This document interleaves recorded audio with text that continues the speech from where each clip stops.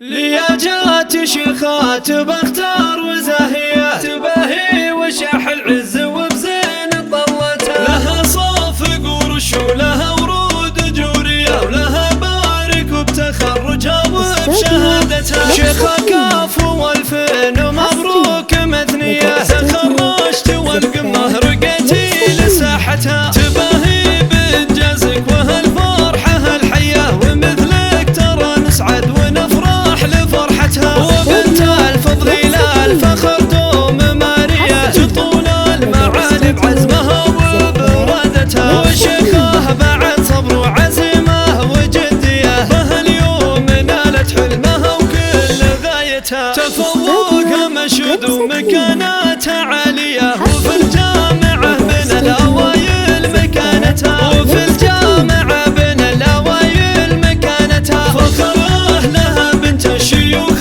الكبارية، وبين البني والله تفرض جدارتها، وفي زينها كنها الغزال الخليجية، وصوف الحلا والزين فيها وزانتها. جمال ومها بالطيب ذات وشخصية، ومن مثلها في عقلها وفي رزانتها. سميتهم خليل شيخة ذيك السنافية، عسى الله يرحمها وفي الجنة مسكنها. هذه بنت علي الحر راعي الشهامية، وابوها سندها في الصعايب وعزوتها. فخر امها سوير اصيلة وسنافية، ومن حقها تفخر وتفرح بأميرتها. يا حي الفضل هالحرارة النداوية، قبيلة فخر وامجاد نفخر بسيرتها. لياجات شيخات بختار وزاهية تباهي وشاح العز وبزين طلتها، لها صوف قرش ولها ورود جورية ولها بارك وبتخرجها وبشهادتها. شيخة كاف والفين ومبروك مثنية، تخرجت والقمة رقيتي